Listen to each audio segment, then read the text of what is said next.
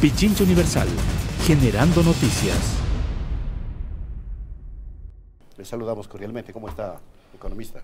Muchas gracias, siempre es un gusto, Washington, María Isabel, estar en esta radio. Bueno, en la mañana el economista Albornoz hizo una serie de planteamientos en cuanto tiene que ver con el plan económico que se está llevando adelante en el país. Y bueno, ensayó de nuevo la famosa tesis o hipótesis de la dieta.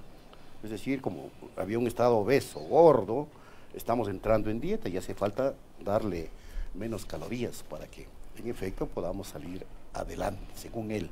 Y justificó evidentemente el endeudamiento agresivo que ha tenido el gobierno del presidente Lenín Moreno. Por ahí comencemos en el análisis. Bienvenido, economista. Gracias nuevamente. Sí, a ver, partamos de una cuestión. Albornoz, junto a un grupo de 20 economistas, ¿no es cierto?, eran los que criticaban la deuda llevada a cabo por el gobierno anterior. Y decían que esa deuda era mala, que todo endeudamiento era malo, y justamente hoy son ellos los que defienden la deuda. Y sí, yo también escuché en la mañana, y por eso me grabé una parte de lo que él decía, por qué la defensa de ese endeudamiento, ¿no? Y decía, ahora lo que hay que hacer es devolverle al país a un gasto público más realista, y precisamente los préstamos concedidos al actual gobierno permitirán hacer ese ajuste más despacio. Es decir, él asume que el endeudamiento de ahora es bueno y que ese endeudamiento va a permitir reducir el gasto público. Bueno, si uno con un mínimo conocimiento dice, bueno, si yo estaba endeudado en 100 y hoy estoy endeudado en $300, ¿tengo que pagar menos o tengo que pagar más? Así simplemente. Y obviamente el endeudamiento, de acuerdo al Copaflip, tiene que ir todo a inversión pública y por tanto eso se debería ver reflejado en obras. Entonces, hoy no se ve esa condicionalidad y obviamente se tendría que partir entendiendo entonces cómo un mayor endeudamiento puede reducir el gasto público, simple y llanamente por lo que se está planteando y llevando a cabo, ¿no es cierto?, todos los procesos. Una mayor parte del endeudamiento es para cubrir la propia deuda y otro es para incrementar las reservas internas de libre disponibilidad, que de acuerdo al FMI debe de llegar a 12,000 millones de dólares. Esto es imposible llevarse a cabo.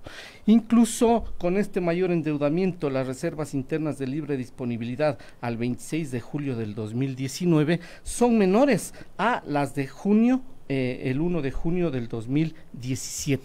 Entonces, cuando vemos este tipo de cosas decimos, bueno, estos señores entonces siempre en sus rechazos hacia las condicionalidades de políticas económicas, rechazan siempre las prácticas direccionadas a beneficiar a las mayorías, porque ahora están defendiendo, simple y llanamente porque esto beneficia. Ya sabemos dentro de esos préstamos, incluso los beneficios y los préstamos que vienen para el sector privado incluso, ¿no es cierto? Pero eso ya lo toparemos. Pero, ¿qué implica esto? Todo esto, obviamente, de este endeudamiento, ni siquiera van a cubrir las necesidades de financiamiento de este año. En el presupuesto general del Estado del 2019, las necesidades de financiamiento bordeaban los 9,600 millones de dólares. 1,000 millones de dólares se sacó en bonos en enero de este año, con lo cual todavía está pendiente 8,600 millones de dólares para cubrir las necesidades que tiene el país.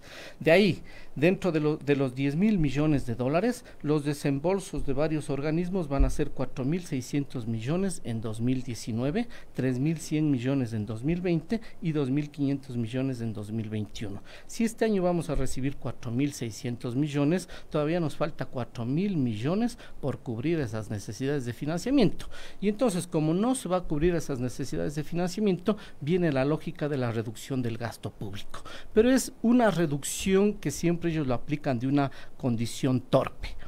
Se quiere reducir 1,000 millones por año en el gasto de sueldos y salarios. ¿Qué implica que se reduzca 1,000 millones en sueldos y salarios? Implica que obviamente el consumo se va a reducir en 1,000 millones de dólares. ¿Qué implica que se reduzca en 1,000 millones de dólares? Que obviamente el crecimiento de la economía se ve afectado. Entonces, la fórmula económica es PIB es igual a consumo más inversión, más gasto público, más exportaciones, menos importaciones.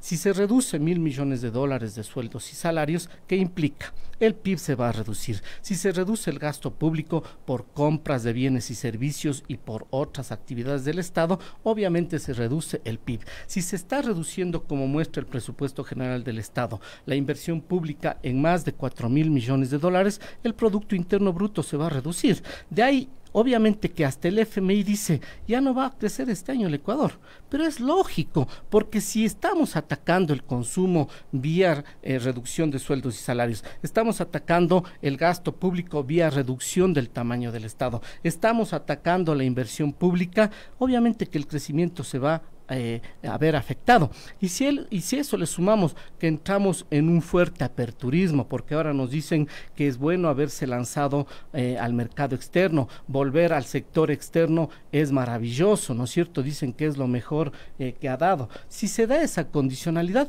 el crecimiento de la economía se va a ver afectado mucho más. Entonces, esos desembolsos de 4.600 millones de dólares están direccionados fundamentalmente ¿para qué? Para llevar a cabo todas las reformas estructurales.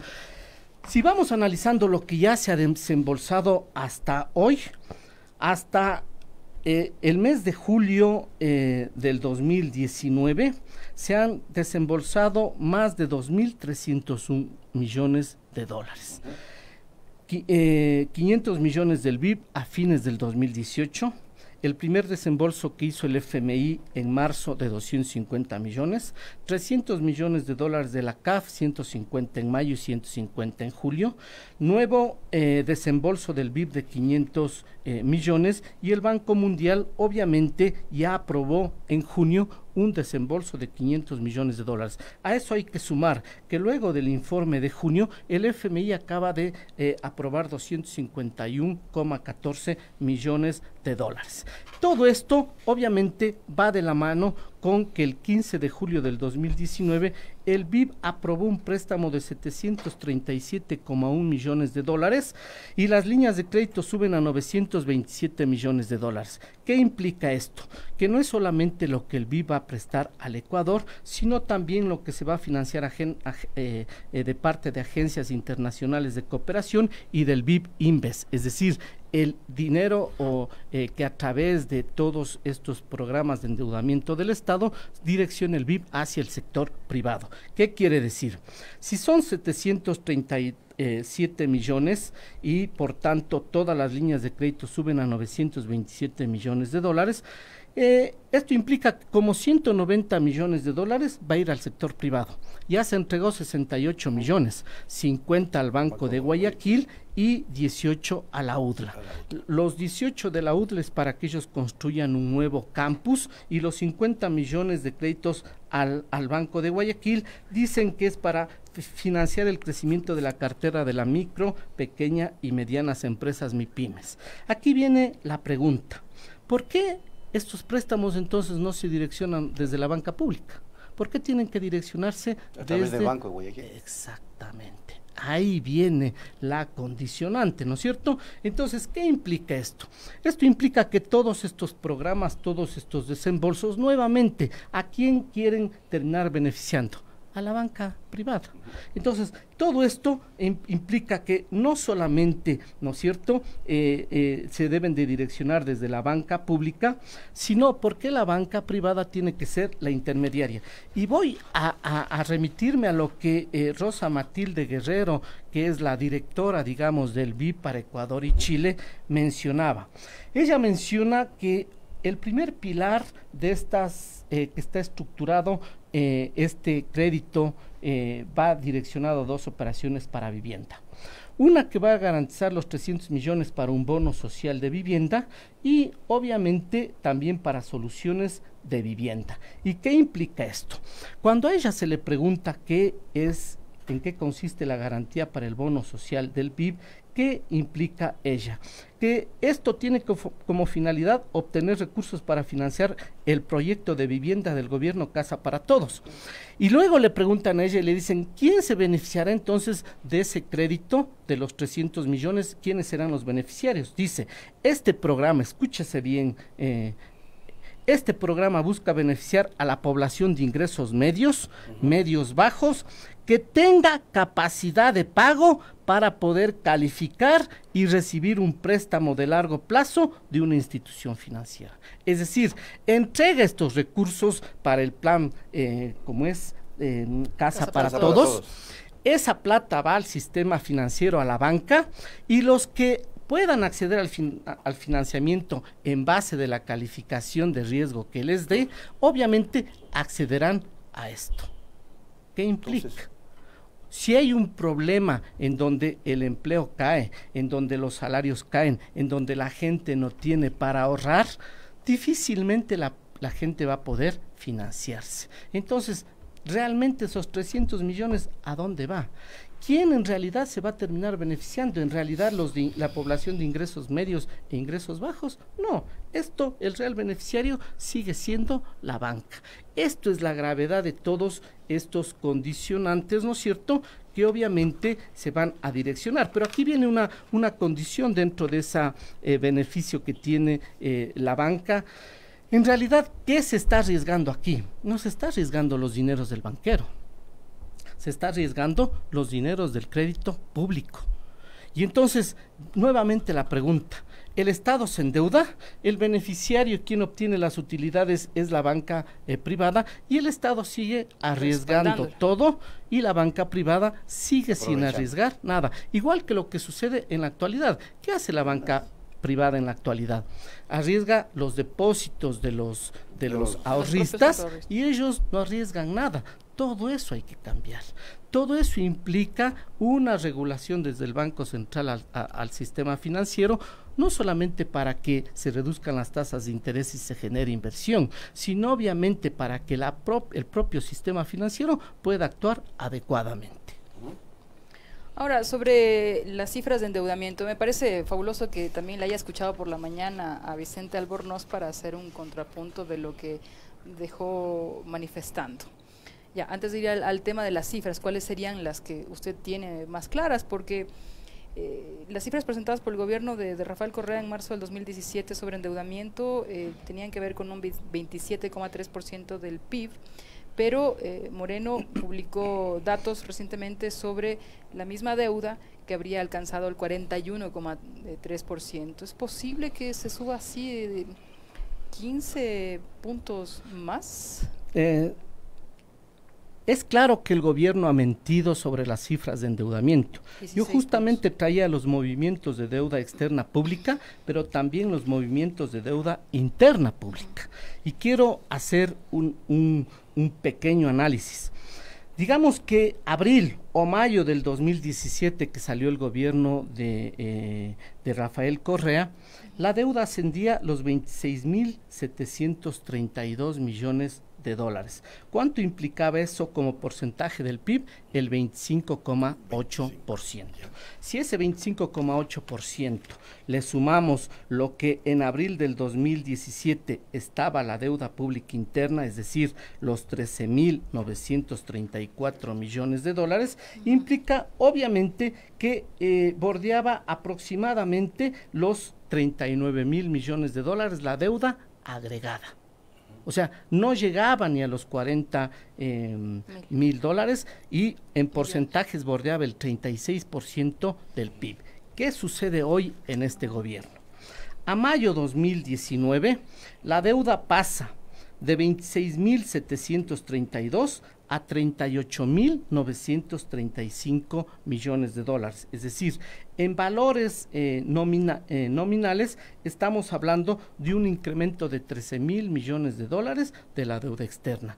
En porcentajes del PIB pasa de mayo del 2017 de 25,8% a 35,9% en mayo del 2019. 2019. A esto hay que incluir los desembolsos entre junio y mayo que bordean los 2.300 millones de dólares. Estamos hablando que ya estamos bordeando los 38% solo de deuda externa. Pero ¿qué pasa con la deuda interna en este gobierno?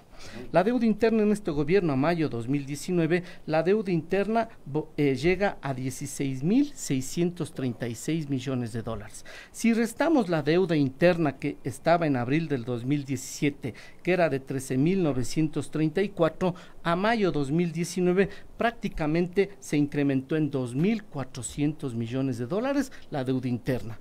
¿Cuál es la mayor parte de endeudamiento en estos últimos años? Del Banco Central del Ecuador, del IES y del Banco de Desarrollo. Las entidades, obviamente, que el propio gobierno ha dicho no deben de financiar y que en la ley de fomento productivo indica que ya no deben de fondear al Estado. La pregunta es, si ninguna de estas instituciones, ni el Banco Central del Ecuador, ni el IES, ni el Banco del Estado puede financiar ahora al gobierno central, ¿quién nomás le tiene que financiar? Y obviamente es claro y evidente, la banca. La banca. Exactamente, el sector privado, los organismos internacionales, y entramos nuevamente, ¿no es cierto?, en esa dependencia de la década de los 80 y los 90, que obviamente lo que permite esa dependencia es que necesariamente ellos nos dicen qué es lo que tenemos que hacer, pero ninguno de ellos acepta eso. Es más, siguen aceptando que la crisis de 1999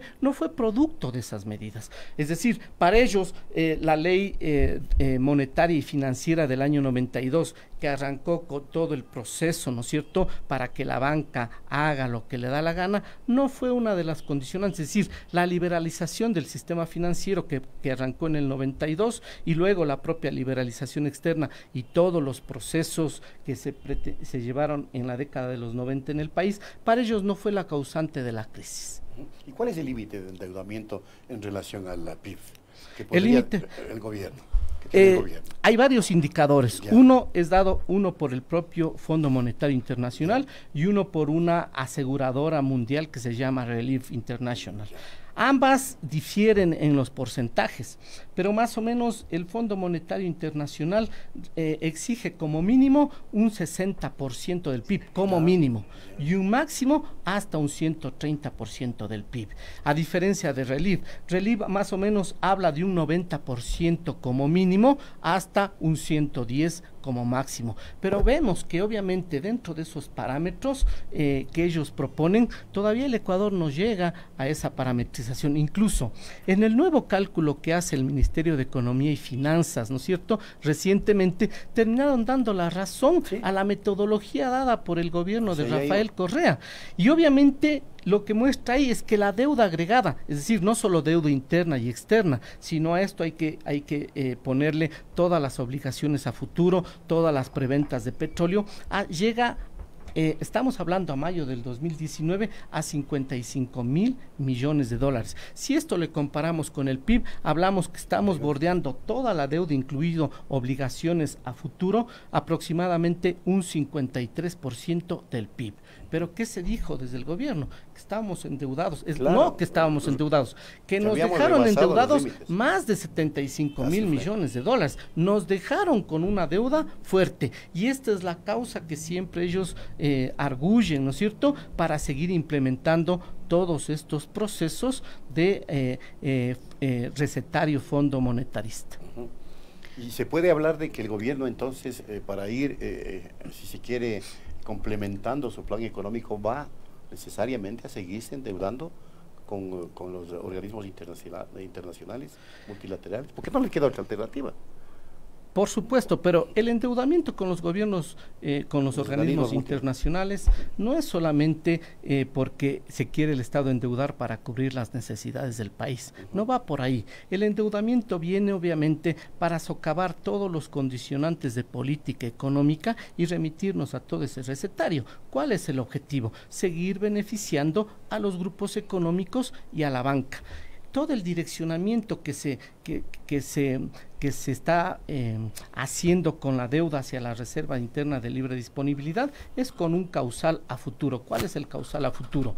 Como el FMI recomienda eliminar el impuesto a la salida de divisas, claro, obviamente se pretende en ese proceso de salida indiscriminada de recursos, se pretende a través de la Reserva Internacional de Libre Disponibilidad cubrir esto. La condición es que eso va a ser difícil. ¿Por qué? El 2018, por impuesto de salida de divisas, el Estado recaudó cerca de 1.300 millones de dólares por el 5% de impuesto a la salida de divisas. Si esto le multiplicamos por 20 para saber cuánto realmente se fue, 5 por 20 es igual a 100 y saber el monto total del impuesto de salida de divisas, se fueron más de 24.000 millones de dólares con 5% de impuesto a la salida de divisas. Entonces, ¿qué va a pasar? Si se elimina el impuesto a la salida de divisas, ya no van a salir 24.000 millones, saldrán 40.000 millones de dólares. Esa diferencia es la que hay que cubrir a través de la Reserva Interna de Libre Disponibilidad. ¿Y cuál es la meta que solicita el FMI? Que la reserva tiene que llegar a 12.000 millones de dólares. Esto es imposible. Y si en esa imposibilidad de que obviamente esa mayor reserva internacional ya no es de libre disponibilidad, ahora el Banco Central ya la cambió, solamente se llama Reserva Internacional. Antes se llamaba Reserva de Libre Disponibilidad porque el gobierno central podía hacer uso de eso, ahora ya no hay como eso. Entonces, ¿qué implica? Que esa Reserva Internacional tiene que incrementarse en 12.000 millones para cubrir eso. ¿Qué pasa si no se cumple con esa meta? Igual el FMI va a pretender que obviamente se elimine el impuesto a la salida de divisas. Si no se cubre los 12.000 millones de dólares y se sigue con la meta de eliminar el impuesto a la salida de divisas, ¿qué es lo que nos va a causar? Un problema en donde no va a haber la suficiente masa monetaria o los dólares en el país y por tanto el proceso de dolarización se puede ver afectado. Pero no es solamente el impuesto a la salida de divisas, María Isabel, Washington, también de por medio está todo ese proceso de liberalización externa, todo ese proceso de aperturismo también afecta el proceso de dolarización. ¿Por qué? El incremento de las importaciones, ¿qué implica? Que salgan más divisas de aquí. Impuesto a la salida de divisas más y salida de divisas por importaciones, obviamente puede estar socavando el propio proceso de dolarización. Posiblemente ellos ya tienen todos los cálculos y esto es beneficioso. Y si vemos, esto tiene que llevarse a cabo más o menos cada 17 o 18 años. 1982, la securitización de la deuda. ¿Les benefició a quién? Exportadores, importadores y a los grupos económicos y a la banca. 1999, 17 años, dolarización. ¿A quién benefició? Exportadores, importadores, grupos económicos y a la banca. 2019, ya estamos hablando de 20 años, ellos ya han de pensar que ya es hora, obviamente, de retomar, obviamente, otra vez un cambio para beneficiarse. Todas estas cosas hay que entender en la historicidad para poder decir, bueno, hay que enfrentarse por eso a todos estos procesos que lo único que buscan es beneficiar a los dueños del gran capital, a los que acumulan, a la banca y a los grupos económicos. Entonces, ellos siempre actúan en este proceso y es un proceso recurrente en donde todas estas prácticas van direccionadas allá. Lo grave de todo esto es que muchos economistas sin capital aprueban estas medidas, porque aquí tiene que decirse una cosa clara, es decir, que Álvaro Noboa, que el propio Lasso, que el Nebot aprueben todos estos procesos para ellos enriquecerse mucho porque esta ha sido su forma, es correcto. ¿Por qué? Porque esa es la forma de actuar de ellos. Pero de gente que no tiene ni capital, de gente que vive de estos, que estén defendiendo eso, es toda una burralidad completa. Es decir, gente que no tiene capital defendiendo los procesos acumulativos. Eso es la gravedad. Y ahí se insertan un montón de economistas que defienden todos estos procesos. Es decir, no se puede defender estos procesos. Esa poca gente, que no será ni el 1%, que defiendan. Pero las mayorías, ¿qué tenemos que defender? Los procesos distributivos. Eso es lo que las mayorías debemos de llevar a cabo. Y dentro de esto, obviamente, el Estado es el que tiene que actuar en los procesos distributivos. Hemos venido hablando cómo el sistema tributario es fundamental para llevar a cabo estos procesos. Pero ¿qué hacen todos estos mecanismos y recetarios fundamentalistas? Cambiar los sistemas fiscales progresivos por sistemas fiscales regresivos. Sabemos que se va por el IVA, ahora ya es el chantaje a los jubilados para que obviamente ellos aprueben, ¿no es cierto?, el incremento de IVA y con ello poderles pagar. Incluso utilizan mecanismos, ¿no es cierto?, de afectación humana para lograr estos objetivos. Quieren a través ahora de los jubilados que ellos también apoyen todo el proceso de condicionantes para que el IVA se incremente. Entonces, llevan a cabo todo un retroceso y un proceso. Entonces, ya no hay que generar aquí sistemas tributarios progresivos, sino regresivos. La propia carta de intención explicita eso. Hay que direccionarse a impuestos indirectos y no a impuestos directos. Entonces, aquí es claro y evidente los que defienden estos propósitos y obviamente muchos funcionarios públicos están a la cabeza. No es la primera vez. Augusto de la Torre aprobó esto y después ¿dónde fue a parar? Al Banco Mundial y al FMI. Hoy Verónica Artola está aprobando esto porque ya ha de tener un puestito en el BID. Exactamente, la señora Armijos. Es decir, todos los que han estado atrás de estos procesos de deterioro y acabose de la sociedad ecuatoriana, luego tienen asegurado su puestito.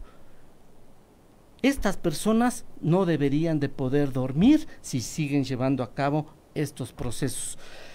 El beneficio de ellos es a costa de millones de ecuatorianos. Entonces, ellos también deberían de entrar en un proceso de concientización y definir si pueden seguir aprobando estas cosas o no.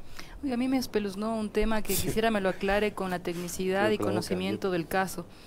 El tema del ofrecimiento de pagar en bonos del Estado a los maestros jubilados que vienen luchando más de 11, 12 años por alcanzar el pago de sus jubilaciones, que no fueron doble jubilaciones de por sí, sino que ellos responden es porque hicieron una doble aportación durante su vida como maestros. Pero el ofrecimiento que ya salió en cadena nacional de pagarles con bonos del Estado, lo que está siendo interpretado por algunos sectores y está circulando en distintos espacios, es que pueden también beneficiarse los bancos de esa entrega de bonos porque ellos pueden especular un poco con el porcentaje que pagan monetariamente ese bono. ¿Cómo es esa explicación? Mire, para entender? Esta explicación de los bonos es algo parecido a los CDRs del 99. ¿Cómo se les entregó los ahorros a la gente de la banca cerrada después del 99? Claro. Se le entregó con CDRs y obviamente con el cambio a 25,000 sucres por dólar. Ellos fueron a negociar al banco. ¿Cuánto les entregó el banco en aquella época? El 20%. ¿Quiénes fueron en aquella época del feriado bancario los bancos que se beneficiaron con el 100% de los CDRs? Banco de Guayaquil y Banco del Pichincha. Sí, señor. Hoy que le entreguen bonos, tienen que ir a la banca o a la bolsa de valores a negociar. ¿Les van a comprar al 100%? No les van a comprar al 100%. Les comprarán al 60, al 70. Dependerá de cuál es la condición o cómo amanecieron ese día los bancos. Si amanecieron ese día buenas gentes, tal vez les den el 60%. Si amanecieron un poco mal, obviamente entregarán el 20%. Pero esto va a ser una pérdida, obviamente, para los jubilados. Entonces no se puede llevar a cabo este proceso. Hoy Alfonso Llanes mencionaba que es falso que más de 4,500 jubilados han puesto su carta para que les den en bonos. Exactamente, él hablaba que apenas son 255 jubilados los que han puesto eso, que el resto se opone. Lo que han puesto es han aperturado una cuenta en el Banco Central para que el Estado les deposite. Es un registro. Exactamente. No es un compromiso firmado por 4,000 personas. Por supuesto. Y el universo es 22.000 jubilados. Y el argumento creativo del gobierno de que hay que ayudar a financiar este pago de las pensiones jubilares, claro, de los maestros. Esto es todavía más grave. Si vemos, ¿no es cierto?, como se dice, las pensiones jubilares se quiere cubrir con el IVA. ¿Quién va a pagar el IVA? Las personas.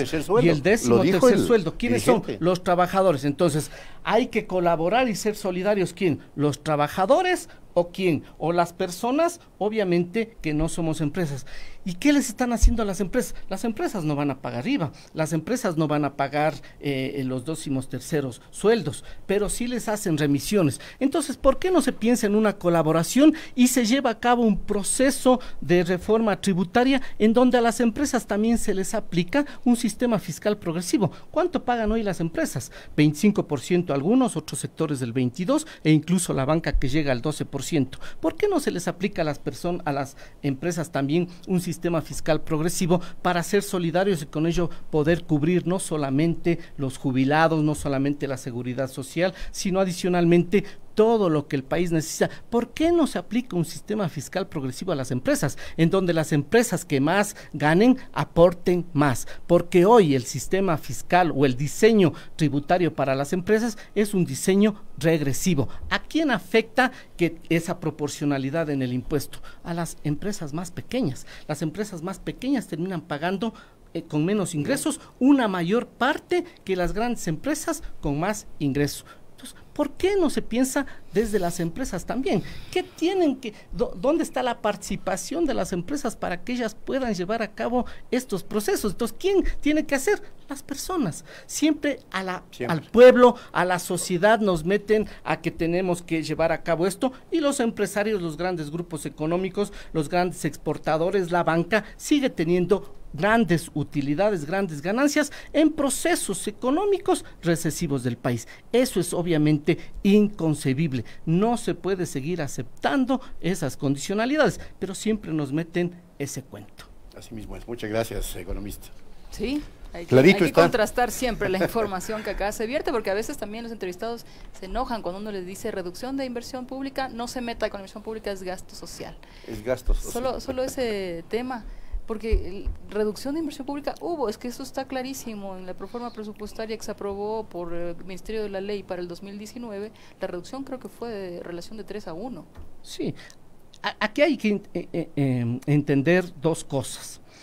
Después de que por 3 décadas no se hizo nada, había muchas necesidades por cubrir, el gobierno anterior obviamente llevó a cabo una fuerte inversión pública que bordea los 145,000 millones de dólares. ¿Qué implica eso? Que luego de que se hizo la obra pública, este gobierno ya no tenía que hacer obra pública. Entonces, ¿qué implica eso?